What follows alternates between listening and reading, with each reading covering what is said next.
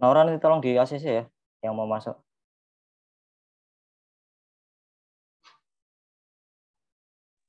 Iya, Mas. Oke, bisa kita mulai Mas Amin? Yuk, bisa. Oke.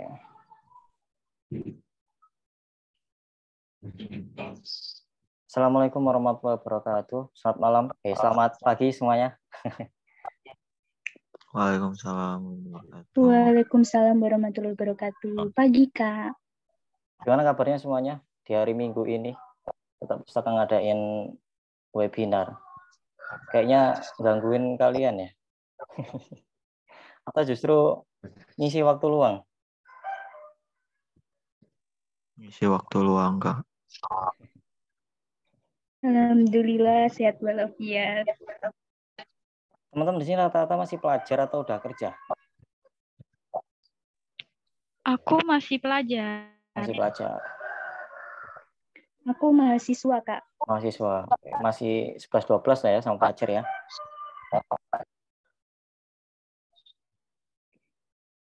Kenalan dulu ya. Kenalan dulu. Ada saya dan Mas Amin yang akan ngisi materi, khususnya Mas Amin. Saya di sini nanti sebagai moderator yang akan menengahi pembahasan ini dan juga akan mengarahkan pembahasan ini nanti, termasuk daftar pertanyaan dan juga hal-hal lain. Nama saya Muhammad Arif, saya founder dan juga direktur di Duta Pustaka. Terus yang depan saya ini, Mas Amin, sebagai mentor kelas menulis non-fiksi di Duta Pustaka. Yang udah join di Duta Pustaka udah sejak tahun 2020 kalau nggak salah Mas Amin ya. Lama banget pokoknya. Mas Amin. Mas Amin ini juga seorang dosen ya teman-teman di Bandung dan telah menulis beberapa buku yang bisa teman-teman cek di website pribadinya Mas Amin di muhammadamin.my.id. Sebelum kita lanjut ke pembahasan ke materi utama, nanti teman-teman disiapkan daftar pertanyaan ya. Nanti akan saya split pertanyaan jadi 2 sesi, masing-masing 3 pertanyaan. Jadi total untuk pembahasan di pagi ini kita ada 6 pertanyaan. Dan sebagai informasi tambahan juga, untuk webinar kita mengadakan setiap bulan. Dan ini gratis, khususnya untuk teman-teman yang join di Duta Pustaka Tribe. Jadi buat teman-teman yang join di sini hari ini, yang melalui Instagram, nanti bisa join di Duta Pustaka Tribe ya, karena nanti akan ada beberapa hal yang banyak dibahas di sana, termasuk ada kuis, ada game yang diadakan Mbak Naura. Halo Mbak Naura, bisa sapa teman-teman dulu. Iya, halo teman-teman semua. Selamat pagi. Nah ini Mbak Naura nanti yang akan bimbing teman-teman di komunitas. Oke, kita lanjut ke materi utama untuk pembahasan cara membuat outline naskah. Sebenarnya ini temanya kan cerita ya, cuma ini kita belokkan sedikit karena Mas Amin basicnya adalah penulis non-fiksi. Dan beliau juga ngisi kelas non-fiksi. Barangkali teman-teman butuh pencerahan lebih dalam ya tentang membuat naskah non-fiksi ataupun buku non-fiksi, bisa join kelas di menjadipenulis.com, pilih kelasnya Mas Amin, yaitu kelas menulis non-fiksi. Mas Amin, bisa dimulai untuk pemaparan materinya.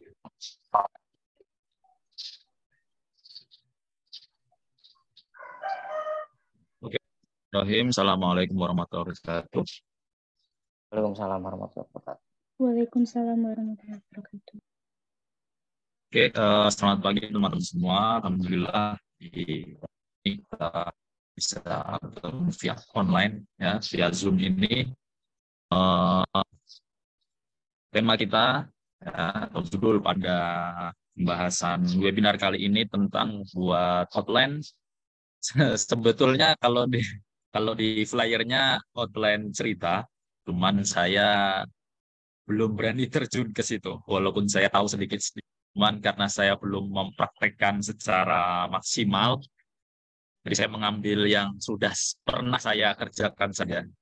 Ya, ini sebenarnya nanti juga ada ceritanya sedikit, cuman agak sedikit berbeda dengan naskah cerita yang mungkin teman-teman kenal seperti cerpen dan semacamnya. Saya lebih fokus ke naskah non-fiksi.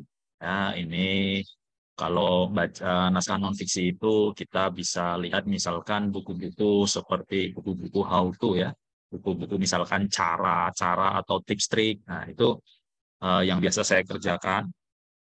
Dan ada juga untuk non-fiksi itu ada kumpulan cerita dan kumpulan tulisan.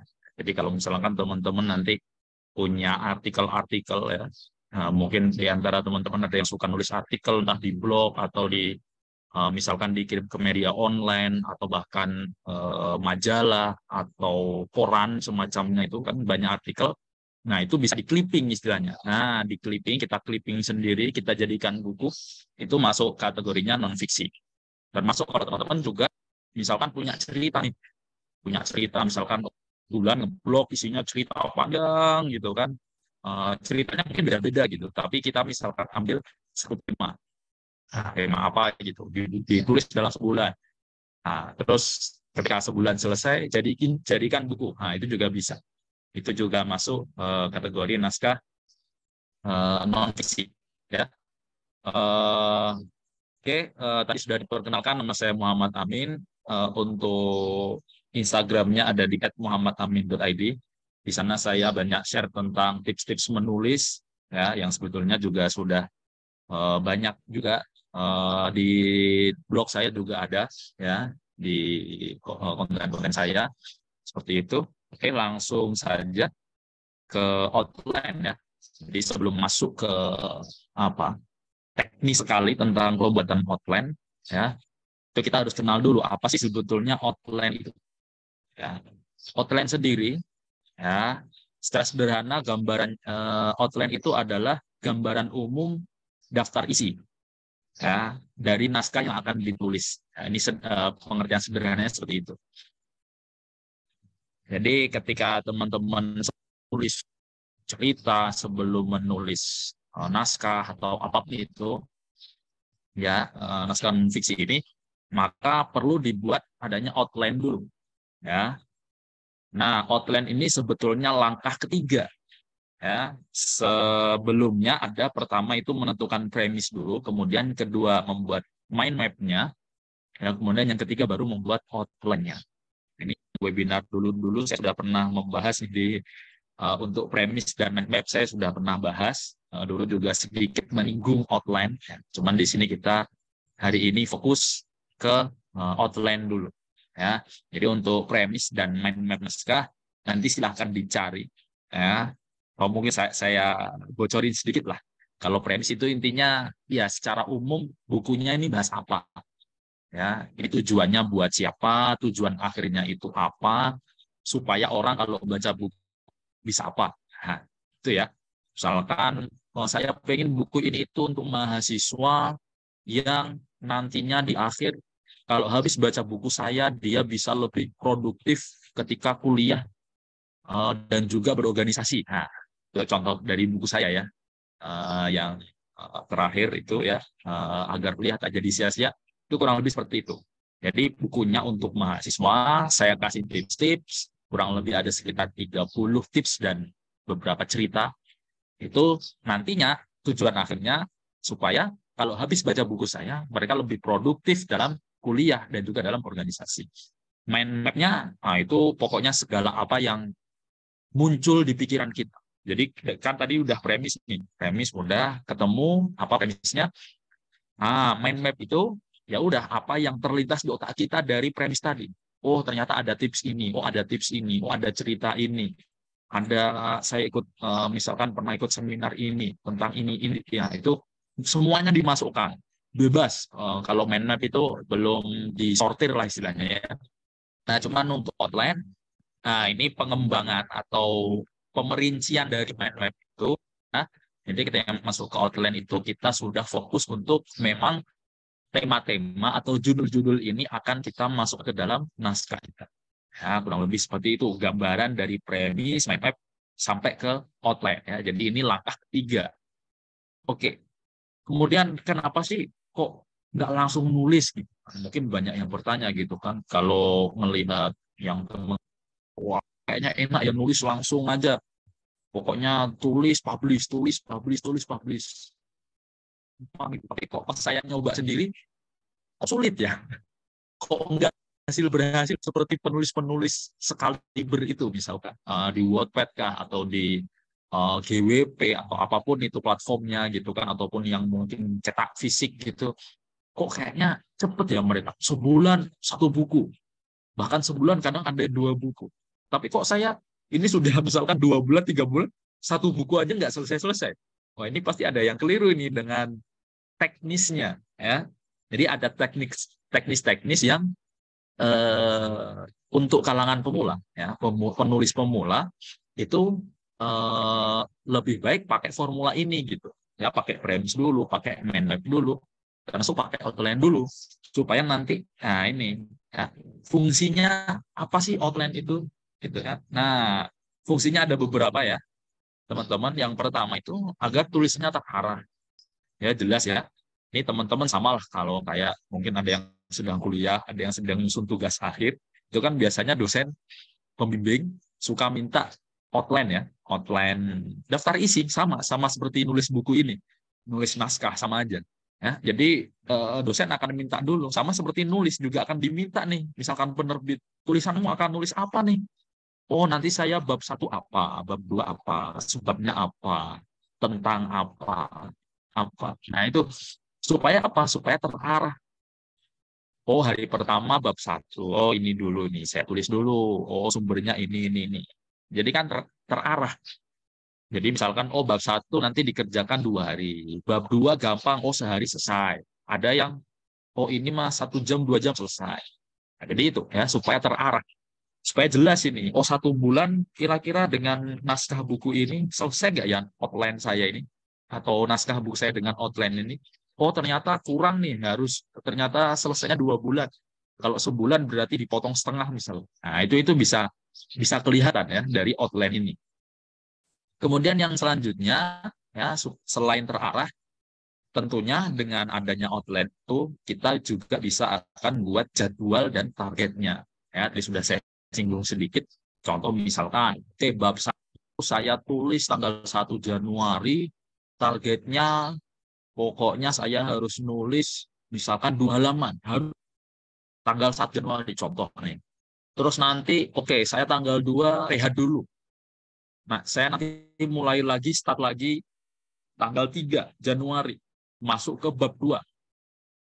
Butuh waktu berapa? 1 jam, 2 jam, oke. Selesai misalkan berapa halaman? 3 halaman. Berapa ratus kata, misalkan kalau mau ditulis gitu. Bebas, gitu ya. Ada yang targetnya halaman, atau kata, atau dan semacamnya boleh loh. Bebas ya.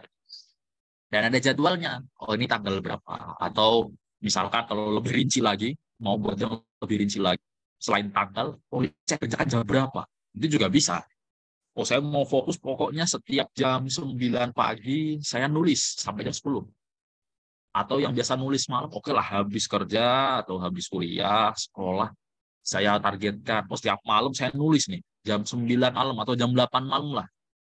Ya, jam 8 sampai jam 9 fokus nulis. 1 halaman, 2 halaman, selesai.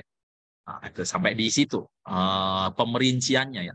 Misalkan ada yang suka rinci-rinci, boleh ditulis nanti seperti itu. Dan nanti kita di belakang saya akan tunjukkan apa jadwal outline-nya ya, gambaran outline-nya seperti apa. Oke, kemudian yang ketiga, fungsi outline itu adalah menghindari ngeblank. Ya, tentu kan juga pernah ya, kalau misalkan nggak buat outline itu, ya benar, tadi nggak terarah, nggak ada jadwal, nggak ada target, karena juga nggak ada outline-nya. Nah, tiba-tiba saya ngeblank aja tengah jalan. Misalkan, oke, saya ini kira-kira buku 100 halaman. Saya nulis aja, nggak ada outline nih contoh. Saya tulis, tek. Setelah nulis, baru dapat 1/4, baru dapat 25 halaman, start. Wah, ngeblank. Mau diisi apa lagi nih? Mau nulis apa lagi saya? Tiba-tiba ide itu hilang. Ya, padahal tadi udah menggebu-gebu. Jadi pokoknya nanti tulisan saya 100 halaman, saya nggak akan ngeblank gitu kan. Nanti pokoknya isinya ini. ini. Nah, nggak dicatat, nggak dibuat outline-nya, nggak dibuat targetnya, nggak dijadwal, pokoknya asal aja. Pokoknya nanti dapatnya harus 100 halaman. Pas nulis, benar ngeblank, stuck di tengah-tengah, baru dapat berapa halaman, bingung. Atau ada yang misalkan suka editing nih, ya pakai dua jubah istilahnya ya, jubah kreatornya dipakai, jubah editingnya dipakai. Wah, itu tambah kacau lagi. Dikit-dikit nulis, dapat satu paragraf, nggak cocok, hapus lagi. Nulis lagi satu baris, nggak cocok, hapus lagi. Kurang pas ya. Jadi dengan adanya outline ini, ya kita menghindari ngeblank itu. Kan udah tahu nih, oh misalkan contoh hari ini ya, ini hari Minggu, nih tanggal 15. Oke, saya ternyata masuk ke misalkan bab 5. Bab 5 itu apa? Misalkan tips supaya hari pertama kuliah itu menyenangkan. Oh, oke, berarti tipsnya ini. Oke, saya searching dulu. Oh, di internet. Oh, ada 1, 2, 3, 4, 5. Oke, saya ambil misalkan. Oke, udah diambil kan. Terus dikombin dengan cerita pribadi saya. Cerita pribadi saya, oh dulu itu pas pertama kali masuk kuliah, oh itu asik banget sih. Tapi apa yang kira-kira saya siapin ya? Oh, saya siapin bukunya, saya siapin seragamnya, misalkan saya siapin tasnya, saya siapin, misalkan kalau naik motor, motornya dibersihin dulu dan macam-macam gitu kan, supaya saya semangat pas masuk kelas gitu kan. Nah, itu kan akhirnya dari satu hari itu akhirnya produktif. Kenapa? Karena sudah ada outline tadi, jelas kita mau ngapain. Yang mau kita tulis jelas apa gitu. Ya, kita nggak akan ngeblank gitu. Ngeblank pun di tengah-tengah kita baca outline lagi. Oh, ternyata outline-nya ini. Oh, saya lupa nih. Oh, oke. Cari lagi, ya cari cerita lagi, baca-baca lagi. Ya, misalkan nonton di YouTube juga boleh bebas ya. Ini memang untuk menghindari ngeblank. Ya. Ketika ada outline tadi, kita lebih rapi. Kerjaan kita juga cepat selesai juga pasti ya. Nah, ini yang terakhir, agar buku lekas selesai. Ya, karena tadi kan sudah jelas nih, step by step-nya. Hari pertama ngapain, kedua ngapain, ketiga ngapain, tanggal sekian apa, tanggal sekian apa. Nah, itu otomatis kita bisa ditarget. Oke, target saya nanti bulan Februari tanggal segini buku selesai. Bisa. Ya, outline-nya tanggal sekian, udah jelas. Ya, akan selesai. Ya, asal diikuti komitmen, jamnya jam berapa, harinya hari apa, isinya apa, digarap, pasti selesai ya. Nanti masalah editing, pilih penerbitnya itu belakangan. Yang penting naskah utamanya ya. Naskah utamanya sebelum nanti diedit dan lain semacamnya selesai dulu. Nah, ini fungsi-fungsi dari outline yang ada di naskah ya. Oke, kita sekarang masuk ke macam-macam. Ternyata outline itu untuk non-fiksi ya. Itu ada dua. Ada yang terstruktur, ada yang non terstruktur. Ya, sederhananya ya nanti berarti terstruktur itu ada sudah ada struktur tertentu yang harus diikuti gitu kan. Ada pakem-pakemnya ya, ada aturannya. Oh, ini apa, selanjutnya apa, selanjutnya apa. Kalau terstruktur. Kemudian kalau non terstruktur ya sebaliknya, bebas aja pokoknya tulisan, enggak ada strukturan tertentu. Nanti pokoknya ditulis aja. Nah, nanti kita lihat nih contohnya seperti apa sih dari terstruktur dan non terstruktur. Oke. Ya.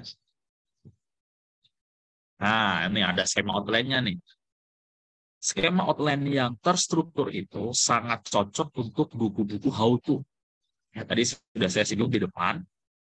Buku how to itu buku yang tips and trick lah. Sederhananya seperti ini. Jadi kalau teman-teman pengen nulis tips supaya menulis itu menyenangkan. Nah, ini cocok nih pakai formula terstruktur. Ya. Nah, formulanya kita bisa pakai 3. Nah, ini formula terstruktur itu ada 3 hal ya. Ada why, ya, dimulainya pertama dengan why dulu. Kemudian ada what, yang kedua, yang ketiga ada how. Nah, jadi tipsnya itu bagaimananya ditaruh di belakangan. Ya, dikasih alasannya dulu kenapa kok harus baca buku ini, kenapa harus ikutin langkah-langkah nantinya. Kemudian jelaskan apa sih, ya, apa sih urgensinya dari tips-tips ini gitu kan, penting nggak sih, sepenting apa. Nah, kemudian baru terakhir dikasih step by step-nya. Oh, sarannya A, B, C, D, E, dan seterusnya sampai habis. Nah, ini yang contoh outline terstruktur sangat cocok untuk buku-buku how to, buku-buku yang tips and trick ya. Oke. Ini untuk terstruktur. Kemudian yang non terstruktur, nah ya tadi ini cocok sekali untuk jenis yang lain ya. Jenis buku apa? Jenis buku ada buku kumpulan tulisan atau kumpulan cerita. Nah ini cocok dengan non terstruktur nih, nggak perlu ikutin why, what, how tadi nggak perlu sampai ke sana, nggak perlu. Udah pokoknya ada tulisan, kayak tadi artikel, pakai yang ini selesai. Ya. Kumpulan tulisan tulis saja, atau punya cerita satuin selesai. Ya. Nah ini caranya kumpulkan tulisan atau kisah yang punya satu tema tertentu. Ya, jadi misalkan ada tema percintaan, kumpulkan ada berapa misalkan 5 bab. Pertama, 5 bab berikutnya apa? Ini tentang pendidikan. 5 bab berikutnya tentang kehidupan pribadi. Nah, dan kumpulan tulisan juga sama. Artikelnya ini tentang apa nih dalam satu buku? Ini mau merangkum tentang fashion. Tulisan-tulisan tentang fashion. Ada fashion wanita, fashion anak-anak, fashion remaja, orang tua, dan macam-macam. Jadi udah satu tema, kumpulin jadi satu, nanti disusun selesai. Itu dengan skema outline yang non terstruktur. Oke. Nah, sekarang kita masuk ke contohnya nih. Nah, ini akan bisa dilihat ya teman-teman ya. Nah, ini nggak panjang ternyata ya. Contohnya, oke. Nah, ini ternyata contohnya cukup banyak nih. Nah, ya kan, ini yang terstruktur kita mulai dengan mengapa, why dulu ya. Nah, ini dari contoh buku saya aja nih. Contoh yang nomor 2 itu ya, salahkah menjadi mahasiswa yang biasa-biasa saja? Nah, ini kan modelnya pertanyaan aja gitu kan. Kenapa sih kok harus baca buku ini? Kenapa sih harus produktif? Kenapa sih harus organisasi? Kenapa sih kuliah tuh nggak boleh yang biasa-biasa aja? Harus yang berprestasi gitu kan. Nah, itu pertanyaan-pertanyaan ya. Kenapa, apa istilahnya, supaya pembaca itu memancing minat membaca. Ya, gitu kan. Dengan contoh-contoh ini, ya pembaca itu semakin semangat. Ternyata ada urgensinya ya. Ternyata ada alasan yang kuat ya. Kenapa si penulis kok mau mati-matian nulis buku ini? Ternyata dia pengen, ternyata ini sangat penting banget. Ya, kenapa nggak boleh biasa-biasa saja? Nanti dijelaskan. Karena sekarang tuh eranya udah suka berkompetisi, era kolaborasi. Jadi kalau nanti nggak punya skill yang mumpuni, nggak punya skill yang banyak, otomatis ya tersingkirkan. Terus ya kuliahnya jadinya biasa-biasa aja. Di kerjaan nanti juga biasa-biasa aja. Nggak ada yang menonjol, terus nggak asik gitu kan. Kehidupan nggak asik. Ya, dakwahnya juga nggak ada. Ya, tuh alasan-alasannya itu ya. Jadi yang poin pertama itu dulu. Ya, mengapanya kumpulkan aja di sana semua. Ya, ini hasil dari mind map sebetulnya ini ya. Tema-tema ini yang tertulis di dulu di sini itu udah hasil saringan dari mind map ya. Oke, mengapa sudah? Yang kedua itu apa? Nah, ini lingkup potensi akademik dan non akademik. Nah, ini saya tadi sudah jelaskan nih. Potensi akademik itu apa aja sih? Kuliahan, ada seminar, ada misalkan keahlian untuk misalkan cari referensi di perpustakaan atau cari referensi ilmiah jurnal. Nah, itu lingkup-lingkupnya. Atau non akademik apa? Berarti ya ikut lomba-lomba di luar, di kampus-kampus luar gitu kan, yang meningkatkan misalkan hobi kita. Contoh saya misalkan saya bahasa Arab nih. Oke, akademik saya berarti ya udah gimana kuliah saya yang tentang bahasa Arab ini bisa lancar. Tadi kan cari referensinya bisa, cara buat makalahnya bisa, cara presentasinya bisa. Ya. Terus misalkan non akademik apa? Berarti non akademik saya misalkan ikut lomba-lomba yang mendukung. Apa? Saya suka pidato bahasa Arab. Itu berarti masuk non akademik. Atau apa yang lain-lain? Ikut seminar, ya, ikut jadi pembicara dan lain sebagainya. Ya, itu masuk lingkup non akademik. Ya, mengapa sudah? Apanya sudah dijelaskan. Nah, baru ya untuk buku tips and triknya barulah ditunjukkan di poin terakhir bagaimana cara-caranya supaya potensi akademik dan non akademiknya itu bisa ya moncer, bisa bagus gitu, bisa tinggi lah ya. Ada tips belajarnya gimana sih kalau di kampus, manajemen waktunya gimana, cara atur skala prioritasnya gimana, ya, ningkatin potensi akademik gimana, ya. Terus apalagi nih tips kalau potensi non akademiknya juga gimana caranya. Nah ini ya pasti kan ada perbedaan gitu. Terus ini tips menyeimbangkan akademik non akademik. Nah ini juga penting. Nah jadi sudah jelas nih mengapanya, sudah alasannya, apanya, urgensinya sudah dijelaskan, kemudian tips-tipsnya juga akhirnya di poin-poin terakhir sudah muncul. Nah, sudah lengkaplah buku kita. Ya, selesailah naskah itu. Nah, ini contoh untuk yang outline terstruktur. Oke, sekarang kita masuk ke slide terakhir nih.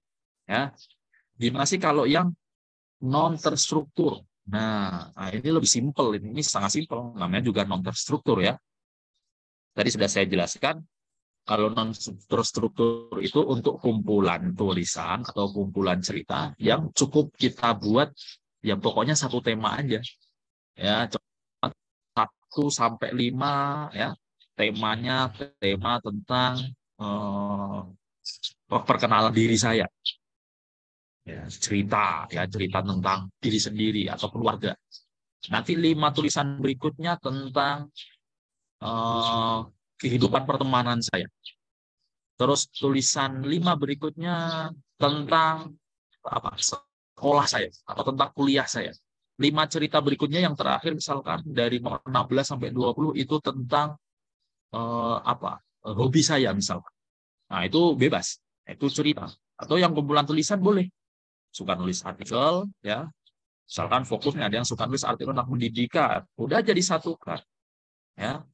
Bisa pakai urutannya waktu, ya, waktu terbitnya tulisan, atau diacak saja, tapi yang dicari setema. Oh, ini misalkan pendidikan, dipecah lagi apa? Oh, ada pendidikan dasar. Oh, ini misalkan bab 1-2.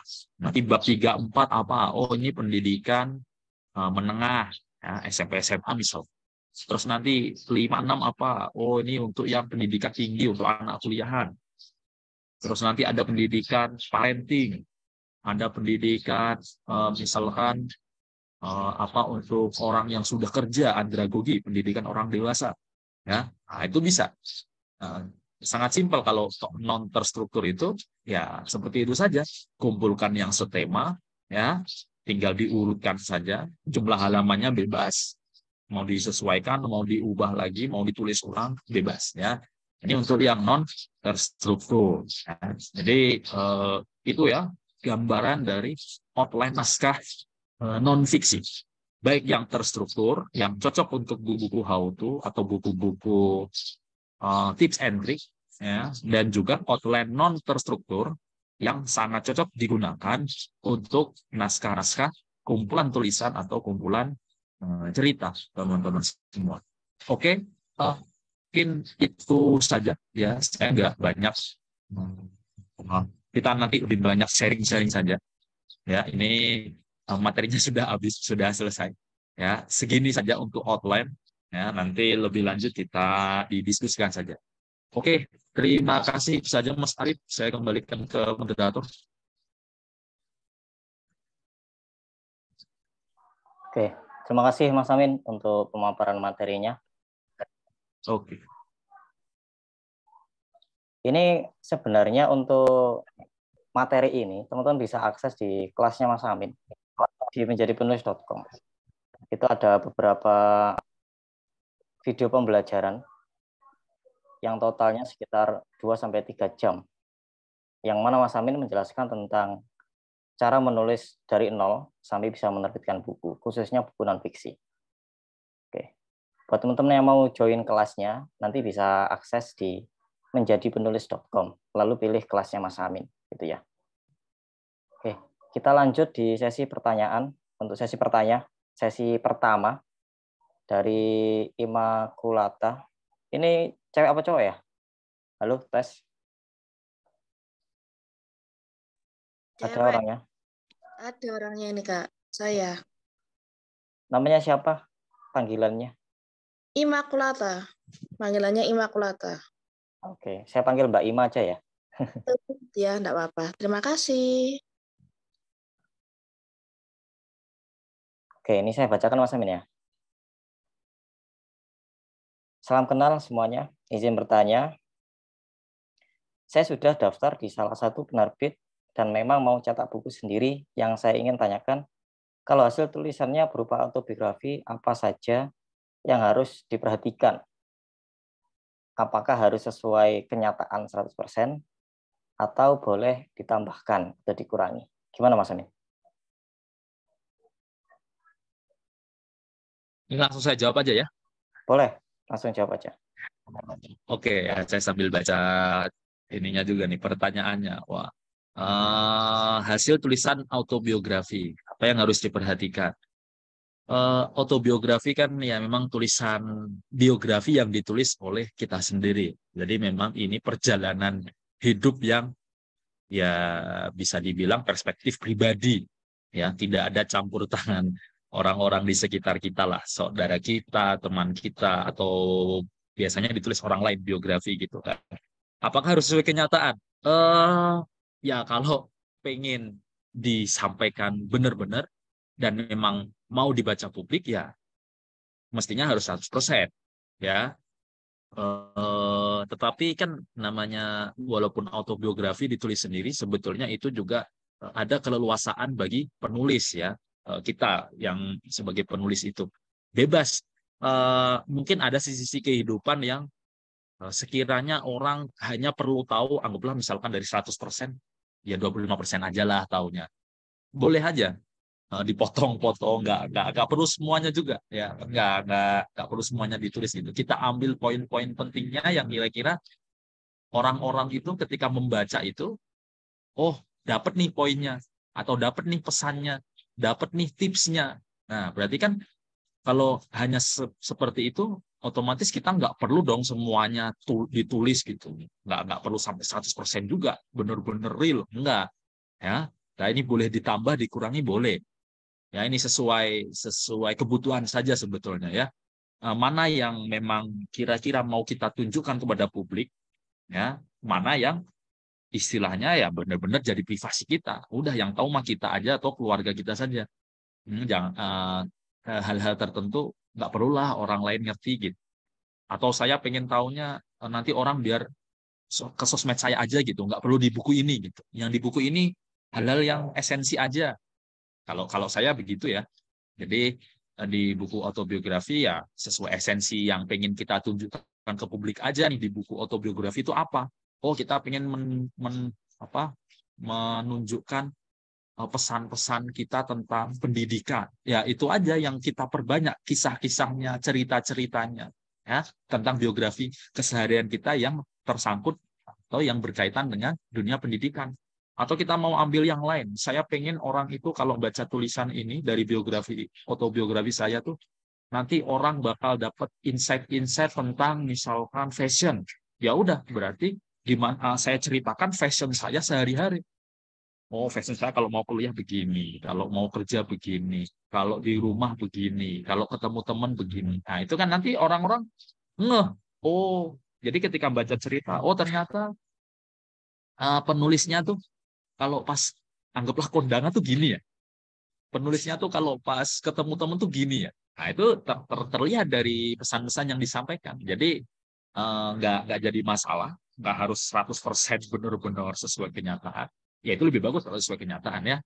Tapi yang penting menurut saya adalah pesan apa yang mau kita sampaikan. Ya berarti ya tulislah itu saja yang kita masukkan ke autobiografi. Ya. Oke, semoga menjawab.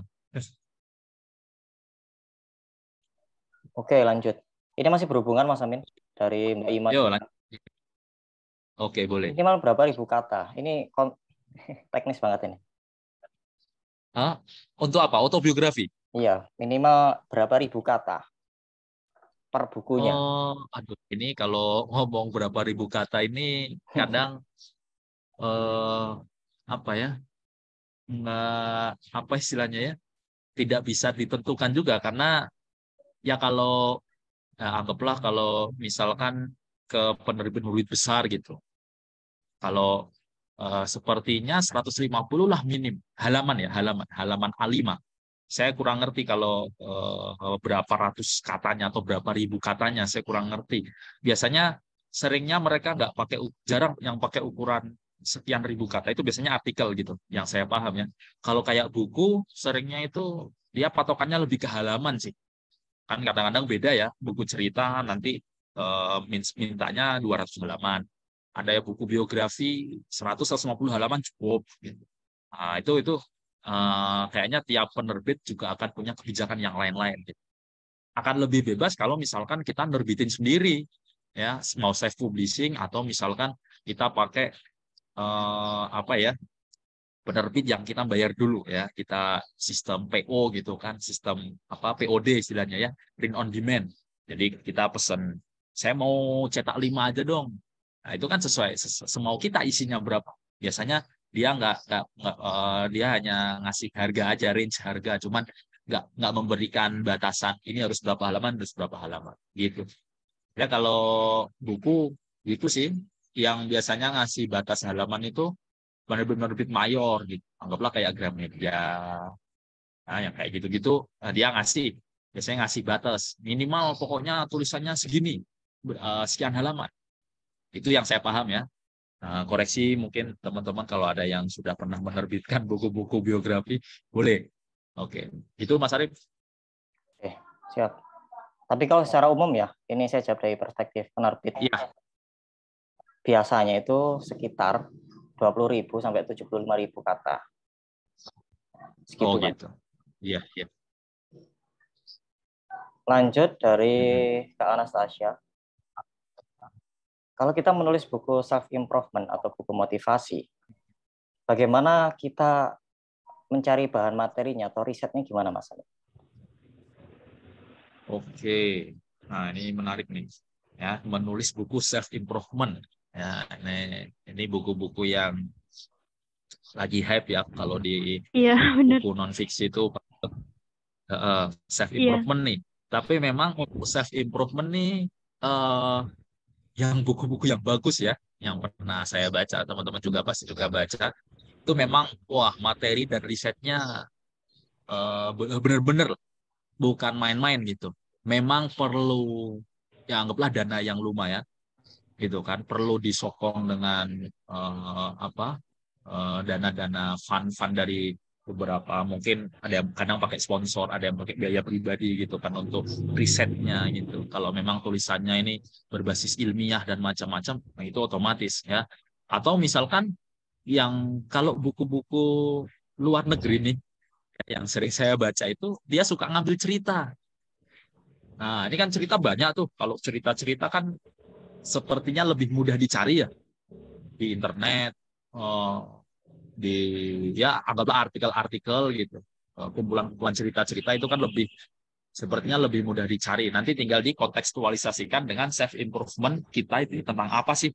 Apakah tentang produktivitas ataukah tentang misalkan yang lain gitu, tentang dunia kerja atau kuliah dan semacamnya. Nah itu otomatis ya pertama dananya. Kalau misalkan ini risetnya ilmiah banget ya, harus ada yang menyokong itu. Apakah nanti sponsor dan lain semacamnya, boleh silakan ya. Biasanya buat proposal dan semacamnya. Atau kadang-kadang juga bisa jadi penerbitnya juga ngasih kadang-kadang ya. Kalau misalkan ini kalau sudah penulis apa istilahnya kaliber nasional, udah bukunya banyak, biasanya dana riset tuh udah disediain. Atau bisa juga nyari biasanya beasiswa. Nah, ini kadang-kadang ada nih beasiswa yang memang khusus untuk riset-riset yang nantinya hasilnya bisa jadi buku, bisa. Jadi tidak hanya nanti hasilnya karya ilmiah yang diseminarkan atau semacamnya, tapi bisa juga nih sampai jadi buku. Nah, itu juga risetnya sampai seperti itu. Risetnya bagaimana? Ya, kalau kita punya bidang keilmuan itu dan kita memang mau nulis tentang itu dan kita bisa, ya itu lebih mudah sebetulnya. Kita punya ilmunya, metodologinya, penelitiannya, risetnya kita ngerti. Kalaupun tidak ngerti dan kita pengen nulis, ya kita harus gandeng orang, gitu kan? Itu otomatis itu. Kita nggak bisa jalan sendiri. Kita pakai jasa orang, kita kenal anggaplah kenal dokter atau profesor yang tentang tema tertentu bisa bantu kita, ya kita gandeng gitu.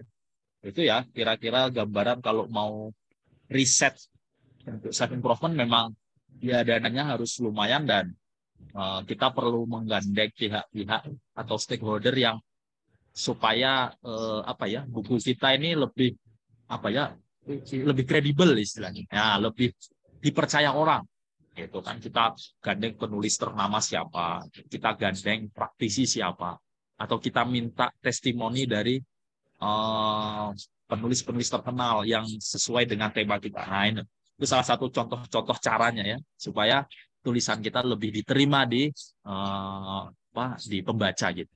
Oke, itu Mas Arif untuk Anastasia. Semoga menjawab. Siap. Ini ada pertanyaan cukup panjang nih. Ya. Saya bacakan aja Mas Amin. Halo Mbak Rahma. Coba open mic Mbak Rahma. Halo Mbak Rahma. Masih ada orangnya?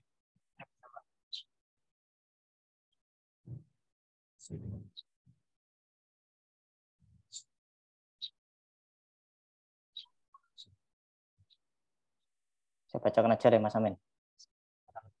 Yuk. Sebentar saya pindah tempat dulu, agak berisik soalnya. Teman-teman bisa Lagi siapkan ada pertanyaan nih, ya. Jam 10:30 nanti kita akhiri untuk webinarnya. 2 pertanyaan terakhir yang akan kita bahas ya selain ini. Ya boleh.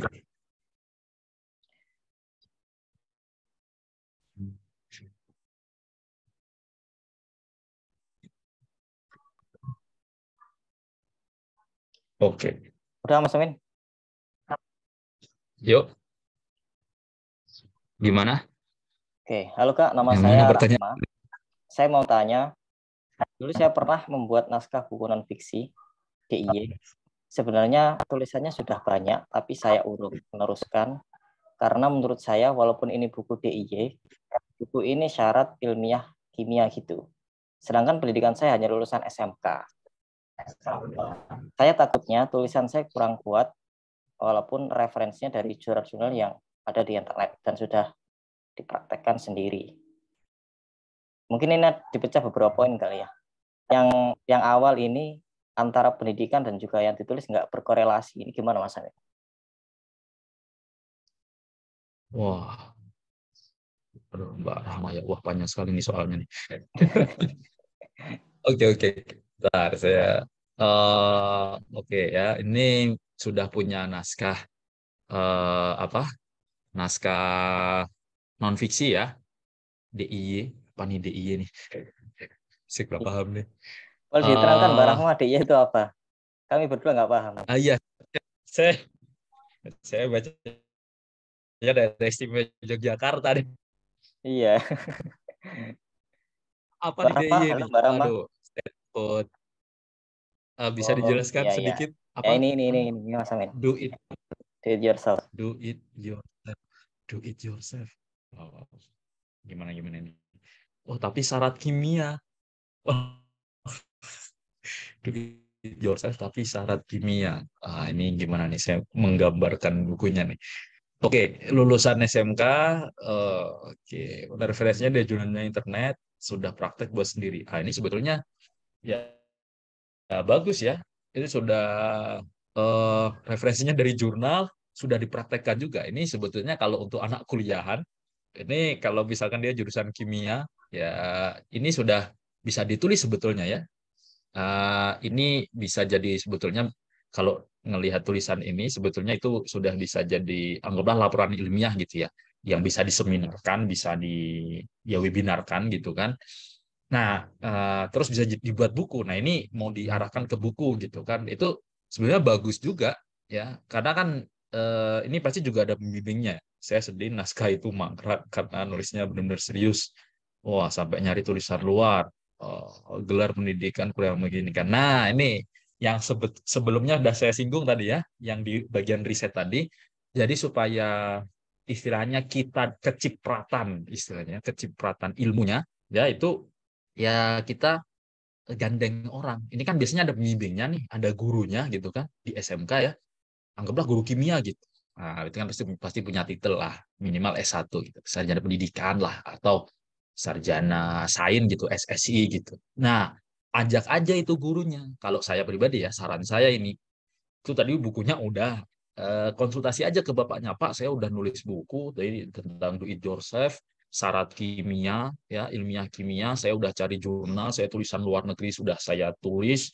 Nah, saya minta pendapat Bapak, atau Bapak mau apa ya, urun tulisan di tulisan saya, nanti kita jadiin buku, Pak, nanti kita terbitin. Wah, itu kalau saya sih begitu ya. Jadi nanti untuk nama di cover gitu, nah tulisannya nama gurunya dan, nah biasanya kan 2 orang itu. Nah, siapa misalkan ya Pak Muhammad SSI gitu, misalkan bawahnya namanya kakaknya siapa. Nah, itu ya yang kedua. Itu kalau menurut saya seperti itu. Jadi supaya memang, nah nanti kan di belakang di apa, riwayat penulisannya, nah itu atau bukan riwayat, apa istilahnya, profil penulis. Nah, ini nanti gurunya juga akan muncul di situ. Jadi orang ketika baca, oh bener nih ditulis oleh guru kimia, berarti yang ditulis lebih kredibel lagi nih. Tapi ditulis barengan dengan siswanya misalkan. Nah, itu sekarang sih kayaknya udah banyak ya yang kayak gitu ya. Jadi istilahnya apa nih, mengorbitkan tulisan siswa tapi juga gurunya sebetulnya juga bisa dapat gitu. Ini kalau misalkan gurunya PNS itu lumayan, biasanya dibuat naik pangkat gitu. Itu gurunya pasti juga akan seneng. Kalau saya jadi gurunya, wah saya akan seneng sekali punya siswa yang sudah punya buku kayak gini. Bakal saya ajak, sering ajakin collab nulis bareng terus ini. Nah, gitu. Jadi kalau saya gitu ya. Jadi walaupun misalkan kita belum punya titel, belum sampai yang gimana-gimana, tapi kita sudah sampai berani apa, ngambil jurnal, berani nulis gitu kan, bahkan sampai baca tulisan bahasa Inggris dan macam-macam, itu kan sudah kelebihan tersendiri itu. Nah, tinggal gandeng orang yang ya itu tadi, gandeng gurunya, atau kalau punya kenalan pakar di luar sekolah, wah itu lebih bagus. Udah kenal, oh saya kenal nih ada doktor tentang kimia yang tulisannya cocok nih dengan punya saya ajakin lah ya, buat tulisan dulu, buat email dulu, proposal dulu gitu, misalkan minta bantuan gurunya. Itu sangat sangat sangat bagus.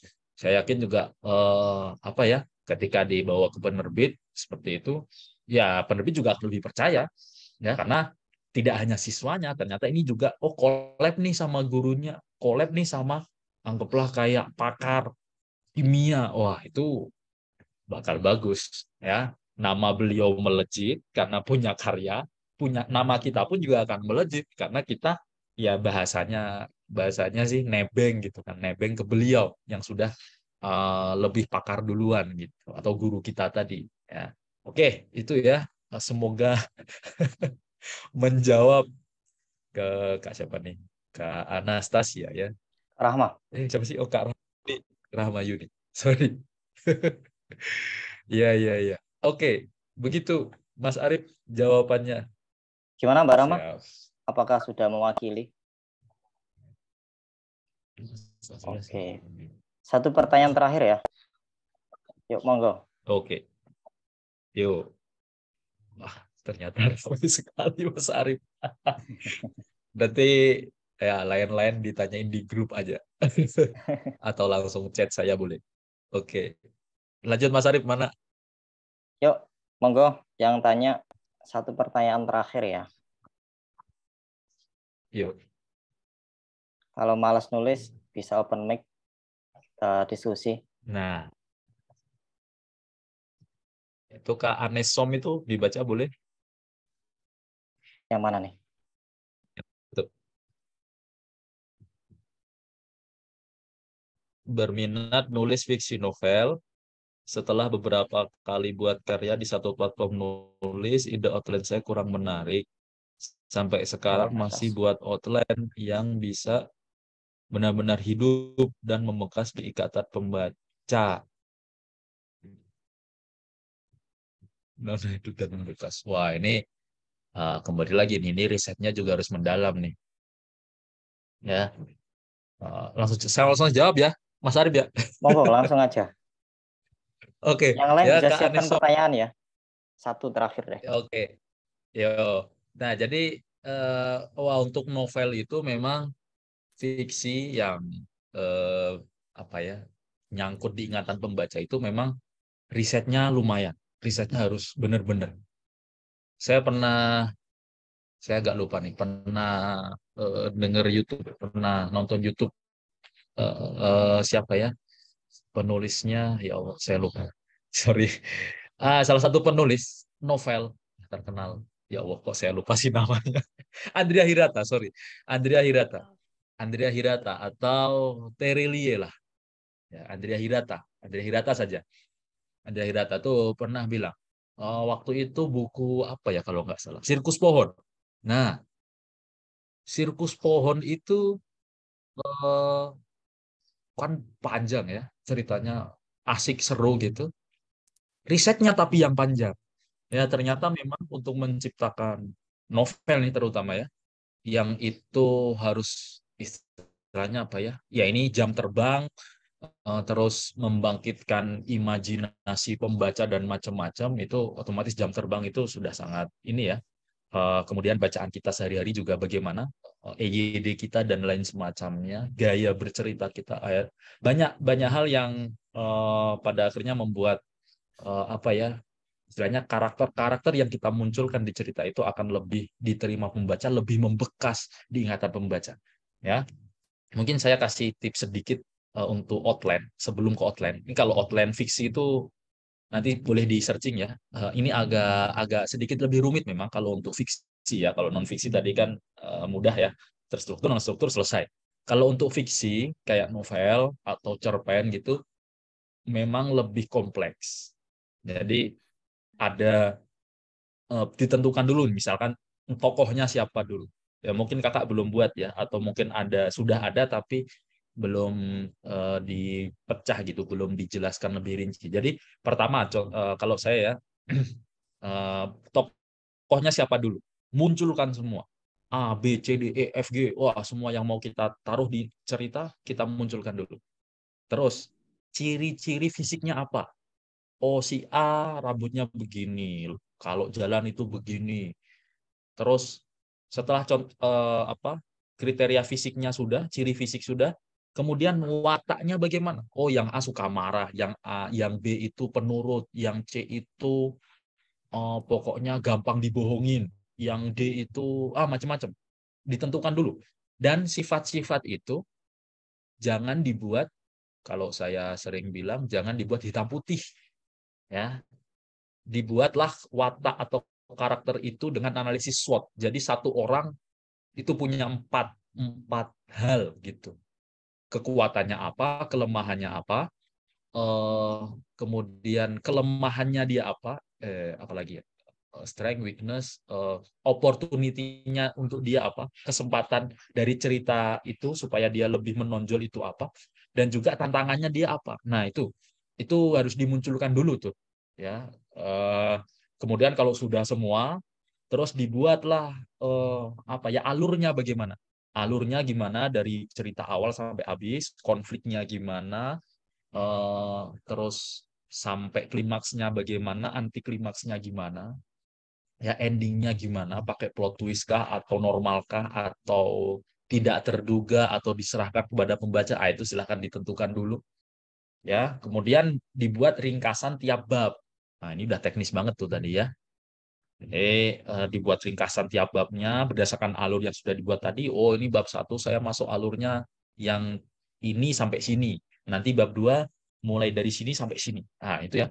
Jadi memang untuk fiksi kalau supaya apa ya, benar-benar nempel gitu ini di otak pembaca, tokoh-tokohnya, ceritanya, ya, endingnya, alurnya, ya itu risetnya memang harus benar-benar sih. Saya sendiri belum pernah ya, eh, belum punya pengalaman kalau nulis novel, belum. Saya baru beberapa cuma cerpen sedikit saja, itu pun juga pada akhirnya digabung dengan cerpen yang lain gitu ya.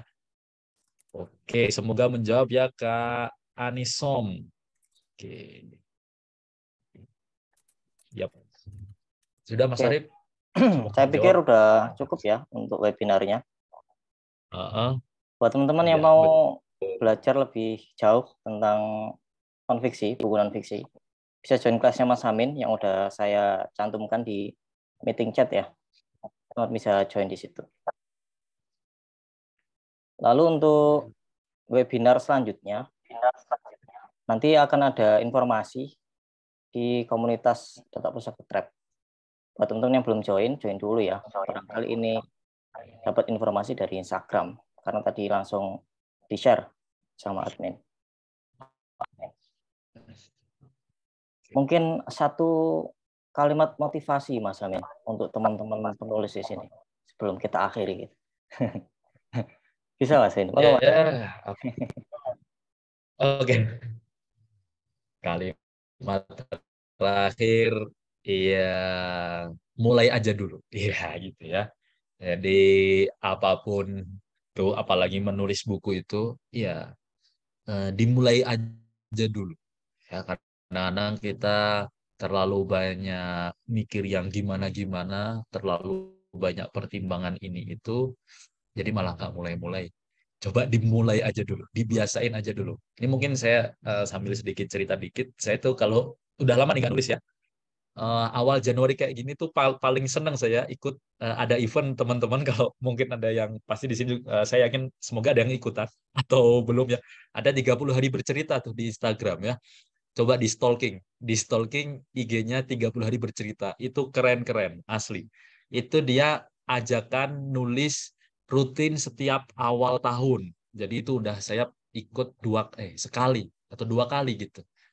Nah, tahun lalu nggak ikut, 21 saya ikut kayaknya. Ya, itu menarik sekali teman-teman. Kalau teman-teman pengen mengasah menulis, bisalah mulai dari situ dulu. Teman-teman, saya yakin punya Instagram, nggak perlu punya blog dulu, nggak perlu punya blogger dulu, nggak perlu punya yang gimana-gimana dulu.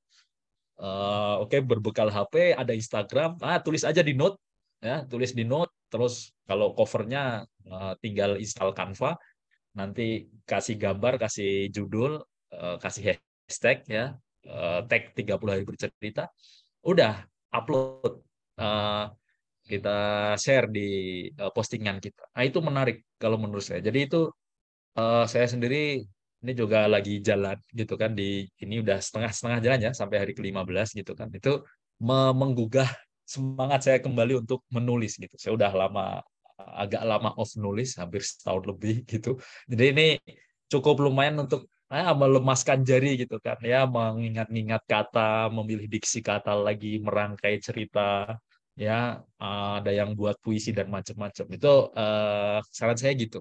Kalau teman-teman mau mulai, ya bisa dari hal yang kecil-kecil, yang remeh-remeh itu dulu lah. Nanti kalau itu sudah, ya nanti bolehlah buat blog atau nulis di media dan macam-macam itu.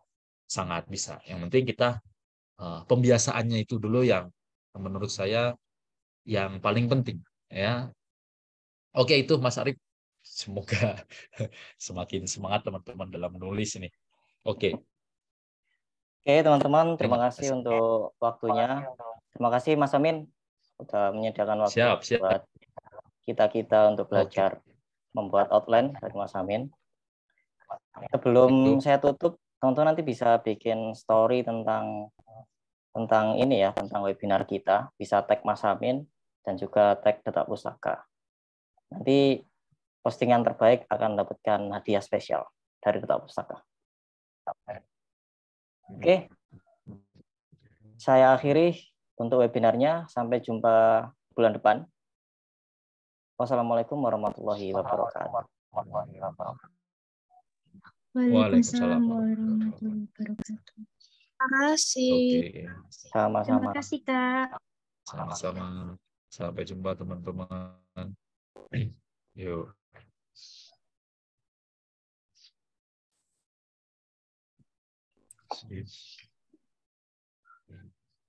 Saya langsung izin live ya, Mas Arif ya. Terima Monggo kasih. Mas Amin. Terima kasih. Lain kali kita ngobrol-ngobrol lagi. Oke, Siap. siap. Siap. Yuk. Siap.